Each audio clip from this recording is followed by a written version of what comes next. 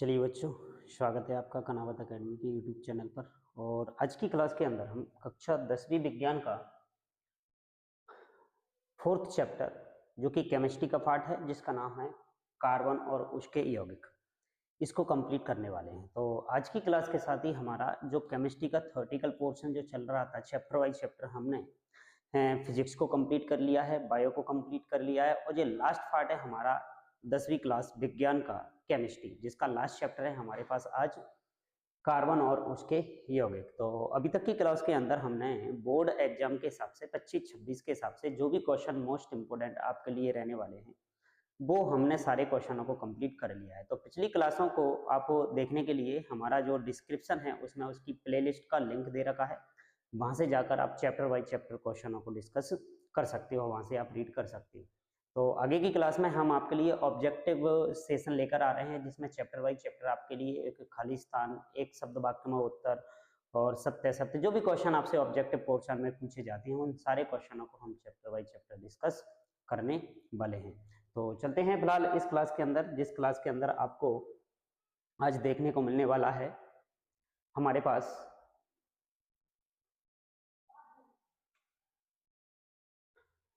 Chapter 4 का carbon और इसके यौगिक।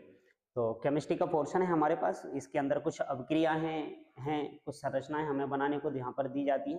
तो इसका एक पार्ट और हम जो कि इसमें इनके रासायनिक सूत्र बनाना, इनकी इलेक्ट्रॉन बिंदु संरचना बनाना, ये सारी चीजों की एक क्लास हम अलग से लेकर आएंगे। फिलहाल इसके अंदर जो भी क्वेश्चन हमारे पास बनते हैं उन क्वेश्चनों को हम डिस्कस करते हैं। तो अभी तक जिन लोगों ने वीडियो को लाइक नहीं किया है, शेयर नहीं किया है, चैनल को सब्सक्राइब नहीं किया है, तो वो सभी लोग अभी वीडियो को लाइक करें, शेयर करें, चैनल को सब्सक्राइब करें और बेल आइकन दबाना ना भूलें, जिससे कि आपको आगे आने वाली क्लासों के नोटिफिकेशन मिलते रहें। तो जुड़े रहिए कनावत एकेडमी के यूट्यूब प्लेटफॉर्म से। तो बात करते हैं सबसे पहले क्वेश्चनों की हम, जिसमें हमें क्वेश्चनों का पैटर्न दे रखा है कि हाइड्रोकार्बन क्या है। तो सबसे पहले क्वेश्चन हमारे पास यही बन के तैयार हो जाता है हमारे पास कि हम हाइड्रोकार्बन किसे कहते हैं। तो भाई हाइड्रोकार्बन क्या है, देखो नाम से ही हमें पता चल रहा है। इसके दो भाग किए जाएं, एक हाइड्रोजन और एक कार्बन। तो मतलब ऐसे यौगिक जो हमें हाइड्रोजन और कार्बन से मिलकर बने होंगे, उन यौगिकों को हम यहाँ पर नाम दे देंगे क्या, हाइड्रोकार्बन। कार्बन और हाइड्रोजन के अलावा इसके अंदर और कोई यौगिक नहीं होगा। तो यहाँ पे हमें हाइड्रोजन और कार्बन के बारे में थोड़ा सा याद रखना है कि हमारे पास जो हाइड्रोजन होता है ना, उस हाइड्रोजन की हमें एक तो याद रखना है संयोजकता, हाइड्रोजन की बैलेंसी जिसे हम संयोजकता कहते हैं, वो आपको याद रखना है, जो कि होती है हाइड्रोजन की कितनी, एक। उसी तरीके से हमें कार्बन की भी याद रखना है, कार्बन की संयोजकता होती है हमारे पास 4। फिलहाल हमें इतना जरूरत है इसकी। इसके आधार पर कार्बन और हाइड्रोजन विभिन्न विभिन्न प्रकार के क्या बनाते हैं, यौगिक बनाते हैं, उन्हें हम हाइड्रोकार्बन कह देते हैं। बात क्लियर पहले तो इस आधार पर हम हाइड्रोकार्बनों को आगे डिस्कस करते हैं। तो देखते हैं क्या है हमारे पास ये हाइड्रोकार्बन। बात करते हैं ऐसे यौगिक जो केवल, बात याद रखना है, जो केवल कार्बन, कार्बन का सिंबल क्या होता है सी, हाइड्रोजन और क्या हाइड्रोजन, हाइड्रोजन का सिंबल क्या होता है एच, ऐसे परमाणुओं से मिलकर बनी होती हैं, उन्हें हम क्या कह देते हैं, हाइड्रोकार्बन कह देते हैं। इसके अलावा इन हाइड्रोकार्बनों के अंदर और कोई तत्व नहीं होगा, सिर्फ कार्बन और क्या होंगे भाई, हाइड्रोजन ही इसके अंदर होगा। कार्बन और हाइड्रोजन से मिलकर बनने वाले यौगिकों को ही हम नाम दे देते हैं यहाँ पर हाइड्रोकार्बन। जैसे कि कुछ उदाहरण हमें दे रखे हैं, आगे हम इनको डिस्कस करेंगे। जैसे कि एक हमें दे रखा है मीथेन, ठीक है, क्लियर बात, एक मीथेन, और एक दे रखा है एथीन, और एक दे रखा है एथाइन। ये बात आपको याद रखना है, आगे भी हमें याद रखना है, क्योंकि इनकी हमें जरूरत पड़ने वाली है। मीथेन जो है ना, यहाँ पर जो कार्बन और जो हाइड्रोजन है हमारे पास, जैसे हम बात करें, देखो एक कार्बन और 4 हाइड्रोजनों से मिलकर बनता है, जिसे हम क्या कह देते हैं, हाइड्रोकार्बन कह देते हैं। कार्बन एक है और हाइड्रोजन कितने हैं, 4, मतलब कार्बन का एक परमाणु और हाइड्रोजन के कितने, 4 परमाणुओं से मिलकर क्या बना है आपका, मीथेन बना है। ऐसे एथीन की बात करें तो 2 कार्बन है यहाँ पर, 4 क्या है, हाइड्रोजन, मतलब 2 कार्बन और एक द्वियावन, इसकी हम बात करने वाले हैं। 2 कार्बन है और हाइड्रोजन कितने हैं, 4। एथाइन की बात करें तो यहाँ पर 2 कार्बन है और हाइड्रोजन कितने हैं, 2। कार्बन तो 2 ही है, लेकिन हाइड्रोजन कितने हैं, 2। इनके अंदर अब लिखा हुआ है, देखो मीथेन जो होता है ना, इसके अंदर हमें मिलने वाला है सिंगल बॉन्ड। ये सभी के सभी हमारे पास कैसे होते हैं, सिंगल बॉन्ड वाले होते हैं। अभी हम बात करेंगे एकल बंध जिसको हम कहते हैं। और एथीन जो है ना, ये है हमारे पास क्या, डबल बॉन्ड वाला, डबल बॉन्ड। अब ये बॉन्ड क्या होते हैं, इनकी चर्चा हम आगे डिस्कस करेंगे आपसे। और ये होता है कैसा, triple bond. Triple bond, bond means होता है बंध, इनके अंदर बंध पाए जाते हैं, यानी कार्बन कार्बन के बीच में इस तरीके से होते हैं। देखो कार्बन कार्बन के बीच में ये तो है सिंगल बॉन्ड, अजय जो जुड़ते हैं ना इनसे, इन जुड़ने वाले ही इस डैश वाली संरचना को ही हम यहाँ पर नाम दे देते हैं क्या, बॉन्ड नाम देते हैं। तो कार्बन कार्बन के बीच में या तो डबल बॉन्ड हो सकता है, या सिंगल बॉन्ड हो सकता है, या फिर ट्रिपल हो सकता है। चार बंद कभी नहीं देखने को मिलेंगे, क्योंकि कार्बन की संयोजकता ही कितनी होती है, 4 होती है, तो इससे ज्यादा बंद हमें देखने को नहीं मिलेंगे। तो इसको हम बोल देते हैं सिंगल बॉन्ड है हमारे पास, ये कौन सा है हमारे पास, डबल बॉन्ड है, और ये कौन सा है हमारा, ट्रिपल बॉन्ड है। अब इनके नाम भी लिखे जाते हैं, जब इसका नाम लिखा जाता है ना सिंगल बॉन्ड वाले का, तो इसके लास्ट में हम एन शब्द का उपयोग करेंगे, और इसके लास्ट में हम ईन शब्द का उपयोग करेंगे, और इसके लास्ट में हम आइन शब्द का उपयोग करेंगे। इसी आधार पर इनके नाम लिखे गए हैं, क्योंकि ये सिंगल बॉन्ड वाला है तो मीथेन। और ये बात भी हमें याद रखना है कि कार्बन एक होगा तो हम उसे मैथ बोलेंगे, मैथ, और कार्बन 2 होंगे तो हम उसे एथ बोलेंगे। फिलहाल हम 3 कार्बन तक की बात कर लेते हैं, और कार्बन 3 होंगे तो हम उसे प्रोप बोलेंगे, प्रोप, प्रोप, ये बात आपको याद रखना है। तो इसका नाम क्या हो जाएगा, सिंगल बॉन्ड वाला है, एक कार्बन को मैथ बोलते हैं या मीथ भी, तो एन लास्ट में लगा देंगे, ये आपका एन लगा हुआ है, तो इसका नाम हो जाएगा क्या, मीथेन, इसका एथीन और इसका एथाइन। ठीक है, ये बात क्लियर। तो इन्हीं यौगिकों को हम हाइड्रोकार्बन के नाम से जानते हैं। इस सीरीज को हम आगे भी पढ़ने वाले हैं। अब दूसरे क्वेश्चन की बात करते हैं। देखो दूसरा क्वेश्चन इसी में से हो गया हमारे पास कि संतृप्त हाइड्रोकार्बन और असंतृप्त हाइड्रोकार्बन किसे कहते हैं, ये बात भी हमें याद रखना है। देखो इनके अंदर जो बॉन्ड पाए जाते हैं ना, इस बॉन्ड को पहली बात तो याद रखना है, ये जो बंध है ना, इसी बंध को हम यहाँ पर नाम दे देते हैं, ये है सहसंयोजी बंध, सहसंयोजी बंध, इसको बंध बोला जाता है, बॉन्ड यानी बंध, बंध बोला, सहसंयोजी मतलब कार्बन कार्बन के बीच में जो सिंगल है, डबल है, ट्रिपल है, इन सबको हम किस नाम से जानते हैं, बॉन्ड के नाम से या बंध के नाम से जानते हैं, जो कि किस प्रकार का बंध होता है, सहसंयोजी। और भी होते हैं, सहसंयोजी होता है, आयनिक होता है, उपसहसंयोजी होता है, ठीक है, ये बात आपको याद रखना है। तो अब इसमें हम बात करते हैं, जब किसी कार्बन परमाणु के बीच में सिर्फ एकल बंध होता है, जैसे कि ये रहा, ये फर्स्ट वाला, ये एकल है, तो ये संतृप्त है, और ये दो जो दे रखे हैं ना, जिनके अंदर डबल बॉन्ड और ट्रिपल बॉन्ड होता है, उन्हें हम क्या बोल देते हैं, असंतृप्त बोल देते हैं, ये बात याद रखना है।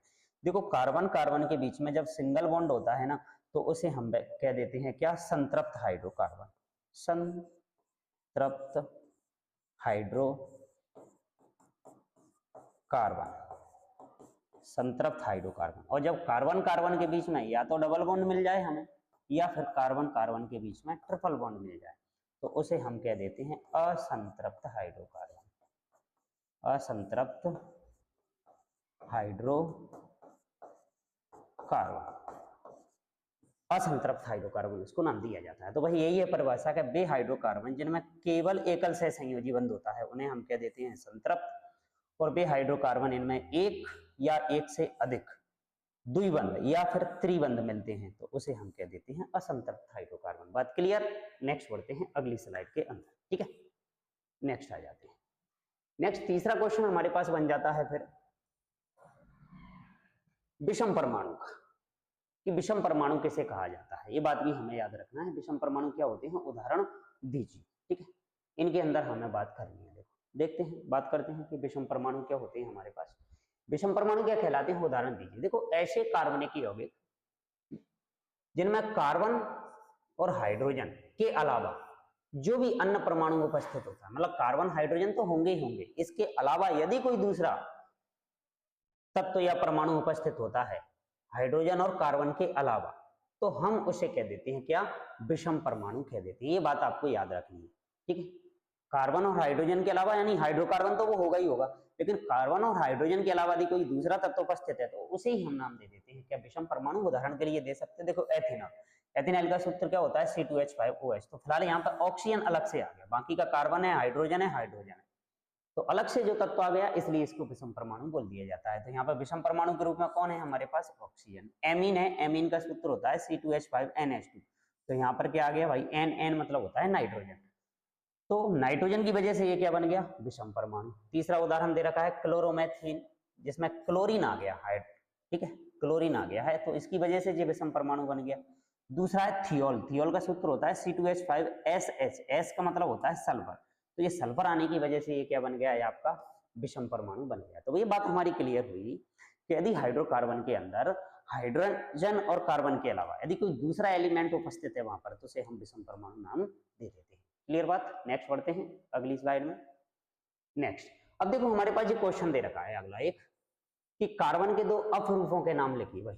ये बात आपको याद होगी सभी लोगों को, एक तो अपरूप होता है हीरा और एक होता है क्या ग्रेफाइट। ये कार्बन के क्या कहलाते हैं अपरूप कहलाते हैं। मतलब जब कार्बन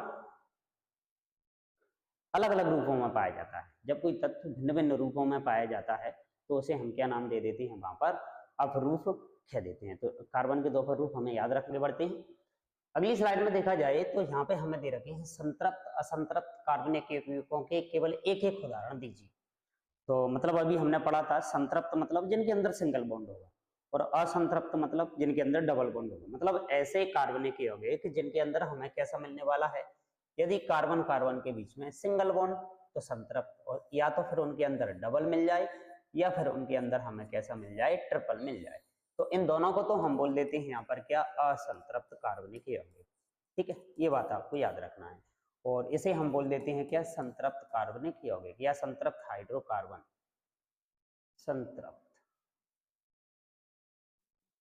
संतृप्त हाइड्रोकार्बन। तो इनके उदाहरण हमें याद रखना है।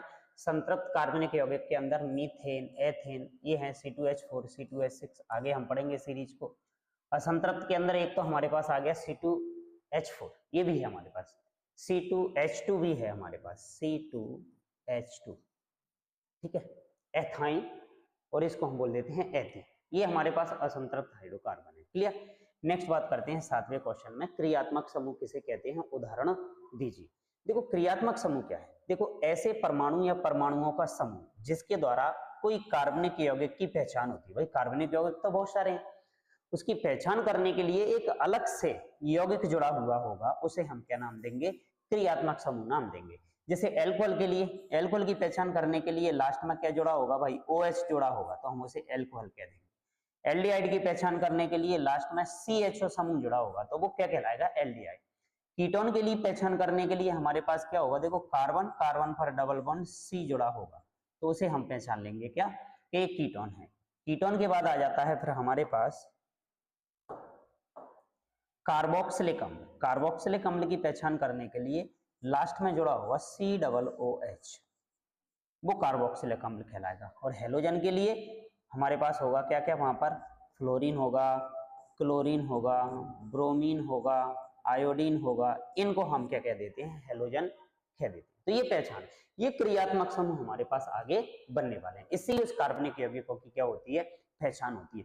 तो विभिन्न विभिन्न प्रकार के कार्बनिक यौगिक इस तरीके से हाइड्रोकार्बन पर जुड़कर, मतलब हम बात करें तो क्रियात्मक समूह जुड़कर उस कार्बनिक यौगिक की क्या करते हैं, पहचान करते हैं। क्लियर। नेक्स्ट 8वें क्वेश्चन की बात करते हैं, प्रकार्यात्मक समूह या एल्डिहाइड या कार्बोक्सिलिक अम्ल का केवल एक एक उदाहरण दीजिए।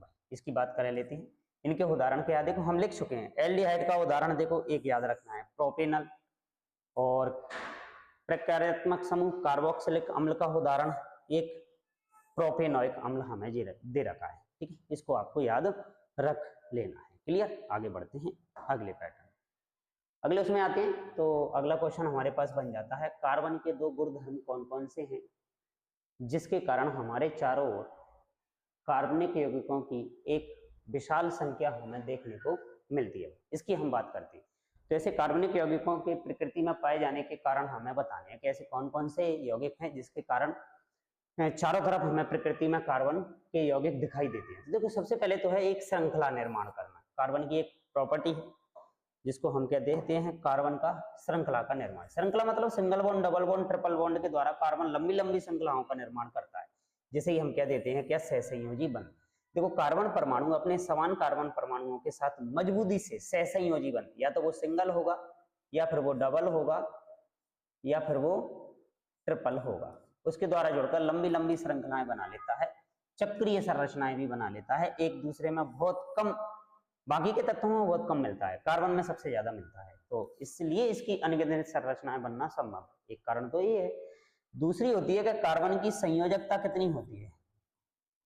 संयोजकता ये होती है कितनी, 4। ये भी बहुत वजह है इसकी। कार्बन की संयोजकता 4 होती है, इसलिए यह एक साथ 4 सहसंयोजी बंध बनाकर हाइड्रोजन है, ऑक्सीजन है, नाइट्रोजन है, सल्फर है, क्लोरीन आदि विभिन्न तत्वों के साथ आसानी से जुड़ सकता है। इससे कार्बनिक अनेक प्रकार के यौगिक बना सकता है। तो ये 2 वजह हैं कार्बन की, कि प्रकृति में सबसे ज्यादा कार्बन के यौगिक हमें देखने को मिलते हैं। उसके पीछे वजह क्या है, एक श्रृंखला बनाना और एक संयोजकता 4 होना। क्लियर। नेक्स्ट इलेक्ट्रॉन बिंदु संरचना है। इस क्वेश्चन को भी हम अलग से क्लास के अंदर डिस्कस करेंगे आपसे। नेक्स्ट आ जाते हैं, विकृत एल्कोहल किसे कहते हैं। भाई एल्कोहल की पहचान के लिए लास्ट में क्या जुड़ा होना चाहिए, OH जुड़ा होना चाहिए। चाहे तो वो एथिल हो सकता है, मेथिल हो सकता है, प्रोपिल, ब्यूटिल, पेंटिल, बहुत सारे एल्कोहल हो सकती है। तो एथिल एल्कोहल जिसमें methyl alcohol, pyridine, copper sulphate, कुछ विषैले पदार्थ यदि मिला दिए जाएं, यानी मतलब ये पीने योग्य नहीं होगा, तो उसे हम क्या कह देते हैं, विकृतिकृत एल्कोहल। पीने योग्य जो एल्कोहल होता है ना, उसका सूत्र है हमारे पास क्या, C2H5OH। और इसमें यदि हमारे पास मेथिल एल्कोहल मिल जाए, पिरिडीन मिल जाए, कॉपर सल्फेट मिल जाए, ये विषैले पदार्थ होते हैं, इनको मिला दिया जाए तो यही एल्कोहल विकृतिकृत कहलाता है। इसको पीने से तबीयत खराब हो सकती है, मृत्यु तक भी हो सकती है। ये क्वेश्चन था हमारे पास। ठीक है। नेक्स्ट 12वां क्वेश्चन, ईंधन के रूप में एल्कोहल का उपयोग कैसे किया जाता है। भाई देखो हमारे पास जो एल्कोहल है ना, उसका उपयोग हम कुछ मात्रा में पेट्रोल के साथ मिलाकर ऑटोमोबाइल्स में, जो भी हमारे वाहन हैं, कार, मोटर, बस, जिनके रूप में ईंधन के रूप में भी हम इसका उपयोग कर सकते हैं। एब्सोल्यूट एल्कोहल और पेट्रोल का 20 और 80 के अनुपात में इसको मिलाकर इसको पावर एल्कोहल बनाया जाता है। तो भाई पावर एल्कोहल है क्या, देखो जो एल्कोहल और पेट्रोल का मिश्रण किस किस अनुपात में होना चाहिए, 20 और 80 के रेशो में होना चाहिए। मतलब पेट्रोल तो होना चाहिए 80 और 20 होना चाहिए किसको, एल्कोहल को। इस अनुपात में मिलाकर हम क्या बना लेते हैं, पावर एल्कोहल। और इसी का उपयोग हम ईंधन के रूप में भी कर सकते हैं। तो ये भी हमारे पास इसका एक अच्छा उपयोग है। पेट्रोल डीजल की जगह पे हम इसका भी उपयोग कर सकते हैं, लेकिन एल्कोहल का सबसे ज्यादा उपयोग काय में किया जा रहा है, पीने के लिए किया जा रहा है। ठीक है, आगे बात करते हैं। अब आ जाती है हमारे पास समजातीय श्रेणी क्या होती है, उदाहरण के साथ समझाइए। देखो कार्बनिक यौगिकों की एक ऐसी श्रृंखला जिसमें कार्बन श्रृंखला में स्थित हाइड्रोजन को एक ही प्रकार के क्रियात्मक समूह द्वारा प्रतिस्थापित करके उससे समजातीय श्रेणी बनाई जाती है। देखो समजातीय श्रेणी का मतलब क्या होता है, जैसे कि मान लो हमने पहले लिया CH4, एक लिया CH4 और एक ले लिया हमने C2H2। इसमें देखो कार्बन का कितने का अंतर, 1 का, और हाइड्रोजन का कितने का अंतर, 2 का। तो यहाँ पे 1 कार्बन और 2 हाइड्रोजन का अंतर हमें देखने को मिला। तो इसी को हम कह देंगे कि समजातीय श्रेणी। मतलब समान कार्बन और समान हाइड्रोजन का यदि जहाँ पे हमें अंतर देखने को मिल जाए तो उसे हम कह देंगे क्या, समजातीय श्रेणी। तो यहाँ पे भी CH2 का अंतर है और C2H4 और C3H8 इसमें भी देखा जाए तो CH2 का अंतर है। तो ऐसे यौगिक मिलकर क्या बना लेते हैं, समजातीय श्रेणी बना लेते हैं। बाकी के हमने बोला है कि इन यौगिकों की संरचनाओं को हम अगली क्लास के अंदर आपको डिस्कस करेंगे। क्लियर। नेक्स्ट बढ़ते हैं अगले क्वेश्चन की तरफ। अगले क्वेश्चन में आ जाता है हमारे पास हाइड्रोजनीकरण। देखो हाइड्रोजनीकरण क्या होता है, देखो हमारे पास जो वनस्पति तेल होते हैं, जो पेड़ पौधों से हमें जो तेल प्राप्त होते हैं, मतलब हम कहें वनस्पति तेल असंतृप्त हाइड्रोकार्बन श्रृंखला में हाइड्रोजन का योग करके इनको संतृप्त हाइड्रोकार्बन बनाने की, मतलब ये कैसे यौगिक हैं, वनस्पति तेल को हम कह देते हैं कैसा, असंतृप्त है, असंतृप्त, असंतृप्त। और इसको हम बनाने वाले हैं कैसा, संतृप्त। संतृप्त मतलब असंतृप्त हाइड्रोकार्बन को संतृप्त हाइड्रोकार्बन में बदलने की क्रिया क्या कहलाती है, हाइड्रोजनीकरण। मतलब इसमें हम वनस्पति तेल की किसके साथ अभिक्रिया करा देते हैं, हाइड्रोजन के साथ। किसकी उपस्थिति में, निकेल कितने टेम्परेचर पर, 473 केल्विन पर। तो इसी अभिक्रिया को हम क्या कह देते हैं, हाइड्रोजनीकरण। और औद्योगिक स्तर पर इस गुण का सबसे ज्यादा उपयोग वनस्पति घी बनाने में किया जाता है। इससे हम क्या करते हैं, वनस्पति तेल को वनस्पति घी में बदल देते हैं, मतलब डालडा। वनस्पति घी का मतलब क्या होता है, डालडा। बाकी का घी तो हमें जीव जंतुओं से प्राप्त होता है, लेकिन पेड़ पौधों से तो घी नहीं मिलता है। पेड़ पौधों से हम तेल प्राप्त करेंगे और तेल से हम क्या बना लेंगे, फिर डालडा बना लेंगे। क्लियर बात। नेक्स्ट अगले क्वेश्चन पे आते हैं, साबुन किसे कहते हैं, ये कितने प्रकार के। देखो साबुन की बात करें तो साबुन क्या है, देखो भाई ये इन्हीं से मिलकर बने हैं, हाइड्रोकार्बन से मिलकर साबुन बनते हैं। तो इसके अंदर या तो संतृप्त भी हो सकते हैं या फिर असंतृप्त हो सकते हैं। बड़ी लंबी लंबी श्रृंखला वाले कौन होंगे, कार्बोक्सिलिक अम्ल, जिन्हें हम बसी अम्ल के नाम से जानते हैं। इनके अंदर या तो सोडियम या पोटेशियम के लवण होंगे, इन्हीं को हम मिला के क्या कह देते हैं, साबुन कह देते हैं। साबुन है अब हमारे पास तीन तरीके के, एक कठोर साबुन, मृदु साबुन और एक है पारदर्शी साबुन। नाम याद रखना है तीनों पे, ठीक है। नेक्स्ट बात आती है अपमार्जक। अपमार्जक और साबुन में अंतर क्या है? देखो अपमार्जक मतलब होता है डिटर्जेंट, डिटर्जेंट मतलब सर्फ, जिसका हम कपड़े धुलने में पाउडर के फॉर्म में जिसका उपयोग करते हैं। सर्फ एक्सल है, निरमा है, और भी बहुत सारे ब्रांड हमारे पास आते हैं, वो डिटर्जेंट है। बाकी के साबुन तो साबुन ही होते हैं। तो डिटर्जेंट फिर बनाने की जरूरत क्या पड़ी, क्योंकि ये कपड़ों को ज्यादा साफ करते हैं, गंदगी को ज्यादा साफ कर देते हैं। कैसे बनाएंगे भाई, इनका काम क्या है, अंतर हमें दोनों में बताना है। देखो काम की बात करें, ये कठोर एवं मृदु दोनों प्रकार के जल के साथ झाग दे देते हैं, लेकिन साबुन ऐसे होते हैं ये केवल और केवल मृदु जल के साथ झाग देते हैं। कठोर जल मतलब जिसके अंदर कैल्शियम मैग्नीशियम के लवण घुले होते हैं, वो हैवी वाटर कहलाता है, खारा पानी है, उसमें झाग नहीं देगा साबुन। लेकिन ये डिटर्जेंट जो होते हैं, अपमार्जक जो होते हैं, वो झाग देंगे। क्यों? क्योंकि कठोर जल में उपस्थित कैल्शियम मैग्नीशियम लवणों के साथ ये अवले पदार्थ नहीं बनाते हैं, और ये बना लेते हैं, इसलिए साबुन से कपड़े साफ नहीं होते हैं। अपमार्जक कपड़े अधिक साफ करते हैं और साबुन अपमार्जक की तुलना में कम कपड़े साफ करते हैं। क्लियर सी बात है भाई, सिंपल। तो डिटर्जेंट हमारे लिए अच्छे होते हैं, ठीक है। नेक्स्ट 18वें क्वेश्चन की बात करें कि प्रथम 4 हाइड्रोकार्बनों के नाम, उनके सूत्र, संरचना लिखिए, अथवा एल्केन सजातीय श्रेणी के किन्हीं 4 सदस्यों के नाम लिखिए। देखो एल्केन जो सजातीय श्रेणी है, एल्केन, इसका सूत्र याद रखना है सबसे पहले तो CnH2n+2, बस इससे सारे यौगिक बनते हैं। हम बनाते हैं, जैसे कि सूत्र बनाया मैंने इसका, सबसे पहले मैं बनाता हूं मीथेन। मीथेन, मीथेन में एक कार्बन होगा, तो हाइड्रोजन कितने होंगे भाई, 4, मीथेन। नेक्स्ट आ जाता है एथेन। एथेन का सूत्र हो जाएगा फिर C2H6। Methane, ethane, propane, propane C3H8, propane और ब्यूटेन। ब्यूटेन का हो जाएगा, कार्बन कितने होंगे, 4, और हाइड्रोजन हो जाएंगे अपने पास कितने, 10, ठीक है।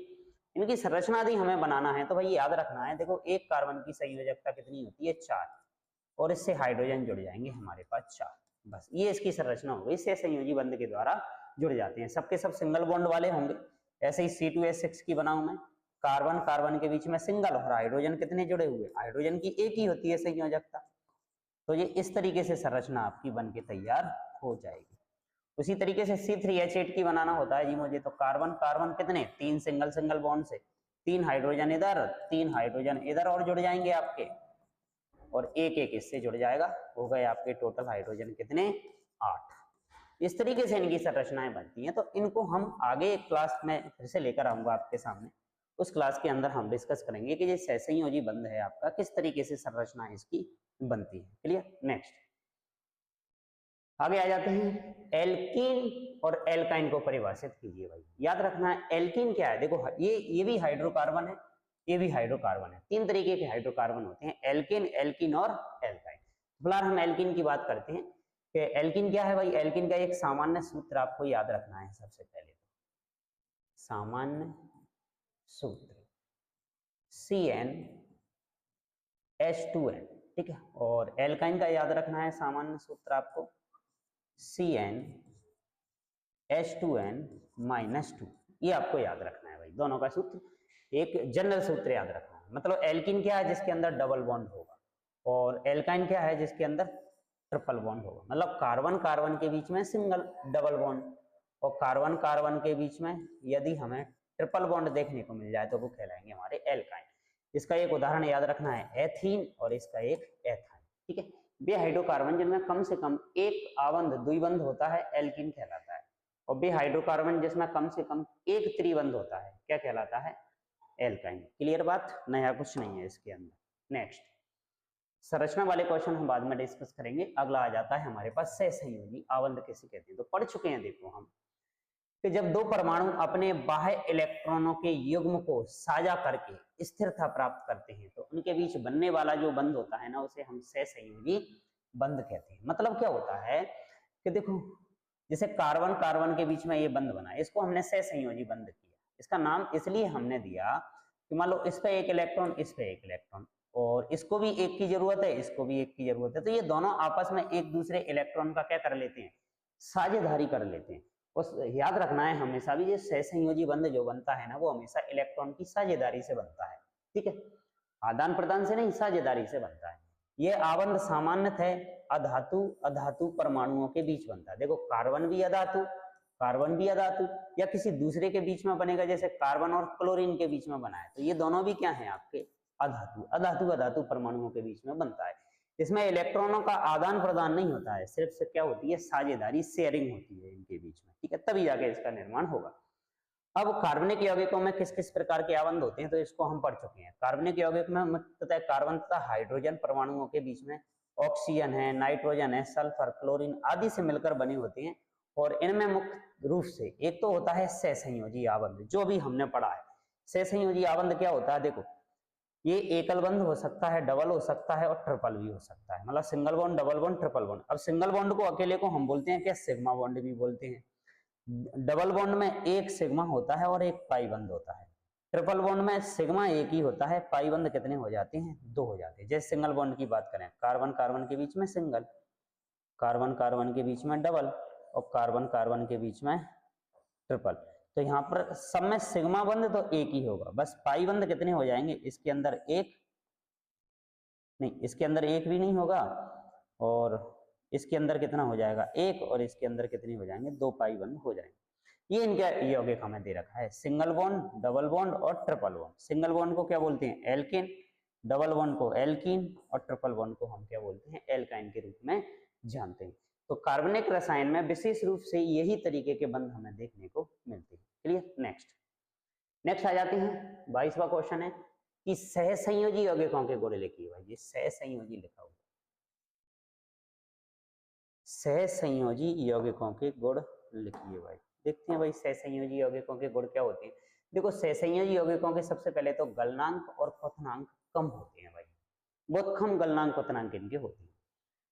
सहसंयोजी यौगिक विद्युत के क्या होते हैं भाई, कुचालक होते हैं, मतलब इनके अंदर करंट भी नहीं आता है। कार्बन हाइड्रोकार्बन सभी के सभी हमारे पास क्या है, सहसंयोजी यौगिक ही तो है। सहसंयोजी यौगिक अणुओं के बने होते हैं। भाई अणु है, कार्बन परमाणु, हाइड्रोजन, इन अणुओं से मिलकर बनेंगे।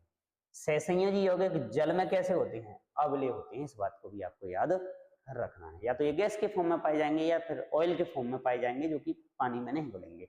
जैसे कि हम बात करें पेट्रोल, डीजल, केरोसिन, ऑयल, खाने वाला ऑयल, ये सब क्या है हमारे पास, हाइड्रोकार्बन, जो कि जल में क्या होते हैं हमारे पास, अवले होते हैं। तो मतलब इनके अंदर सहसंयोजी बंध बनता है, वो कि जल में घुलता नहीं है। क्लियर। तो ये था हमारा ये क्वेश्चन। नेक्स्ट बात करते हैं।